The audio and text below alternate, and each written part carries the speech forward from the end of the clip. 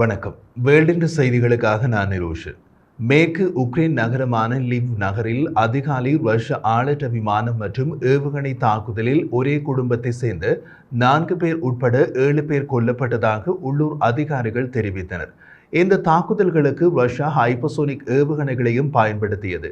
NATO உறுப்பினர் நாடான போலந்தின் எல்லைக்கு அருகில் உள்ள லிவ் நகரின் மேயர் கூறிய போது, யாரோஸ்லாவ் பாசிலேவிச் என்ற ஒரு நபர் தனது மனைவியையும் 3 இளம் மகள்களையும் அவரது வீடு தாக்கப்பட்ட போது இழந்ததாக கூறினார். நகர மேயர் ஆண்ட்ரி சடோவி சமூக ஊடகங்கள் மூலம் கூறிய போது, ஐரோப்பாவின் மையத்தில் ரஷ்யா உக்ரைனியர்களை முழு குடும்பங்களையும் கொலை செய்து நீக்குகிறது.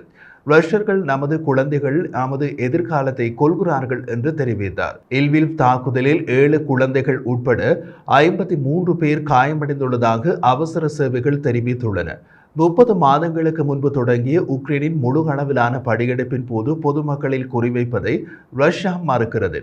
ஆனால் உக்ரைனிய ராணுவ இலக்குகள் மற்றும் ஆற்றல், போக்குவரத்து, உள்கட்டமைப்பு ஆகியவை முறையான ராணுவ இலக்குகள் என்று கூறுகிறது. போரில் ஆயிரக்கணக்கான உக்ரைன் பொதுமக்கள் கொல்லப்பட்டுள்ளனர்.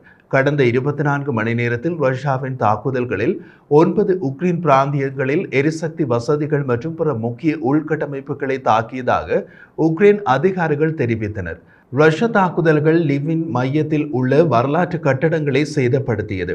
இந்த ஆண்டு போரின் மிக மோசமான தாக்குதல்களுக்கு ஒரு நாள் கழித்து இந்த தாக்குதல் வந்தது.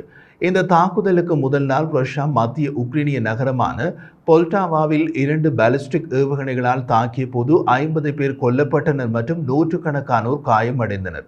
ரஷ்யாவின் பாதுகாப்பு அமைச்சு நேற்று புதன்கிழமை வெளியிட்ட அறிக்கையில், பொல்டாவாவில் துல்லியமான தாக்குதல் உக்ரைனிய ஆயுதப்படை மையத்தை குறிவைத்தது. அங்கு வெளிநாட்டு பயிற்றுநர்கள், தகவல் தொடர்பு, மின்னணு போர் நிபுணர்கள் மற்றும் ஆளற்ற விமான ஆபரேட்டர்களுக்கு பயிற்சி அளித்தனர்.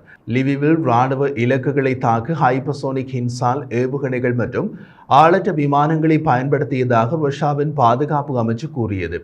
தாக்கப்பட்ட இலக்கு உக்ரைனிய ஆயுதப்படைகளின் விமான மற்றும் ஏவுகணை ஆயுதங்களின் மின்னணு பாகங்கள் மற்றும் பழுது பார்க்கும் பணியில் ஈடுபடும் தொழிற்சாலை என்றும் கூறியது. ரஷ்யா 13 ஏவுகணைகளை பயன்படுத்தி ஒரே இரவில் தாக்குதலின் போது 2 Kh-47 M2 கின்சால் ஏவுகணைகளை ஏவியது என்று உக்ரைனின் விமானப்படை தெரிவித்துள்ளது. இந்த தாக்குதலின் போது உக்ரைன் முழுவதும் ரஷ்யாவால் ஏவப்பட்ட 29 ஆளற்ற விமானங்களில் 22 விமானங்களை வான் பாதுகாப்பு படையினர் சுட்டு வீழ்த்தினர் என்றும் அவர்கள் தெரிவித்தார்கள்.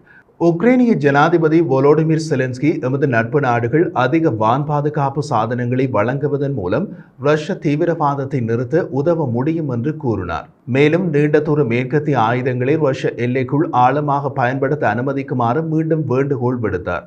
உக்ரைன் ரஷ்ய பிரதேசத்தில் நீண்ட தூர தாக்குதல்கள் நடத்தப்பட்டால் தாம் மிகவும் மோசமான பதிலடியை கொடுக்கும் என்பது மாஸ்கோ புதன்கிழமை கூறியது.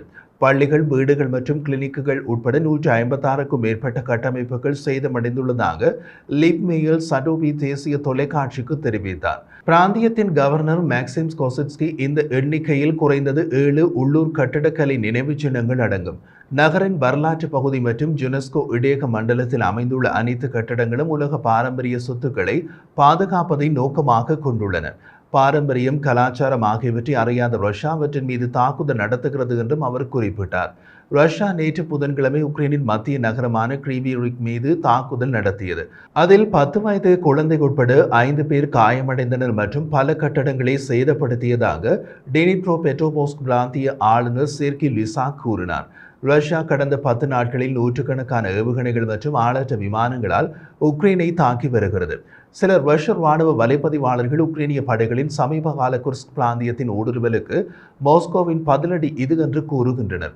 போலந்து தமது வான்வெளியின் பாதுகாப்பை பராமரிக்க 8 நாட்களில் 3வது முறையாக நேற்று புதன்கிழமை தமது எல்லை அருகே பறந்த ரஷ்ய விமானத்தை துரத்தியது என்று போலந்து ஆயுதப்படைகளின் செயற்பாட்டு கட்டளை தளம் தெரிவித்துள்ளது. உக்ரைனின் லீவ் நகரம் போலந்து எல்லையிலிருந்து 70 கிலோமீட்டர் தொலைவில் உள்ளது.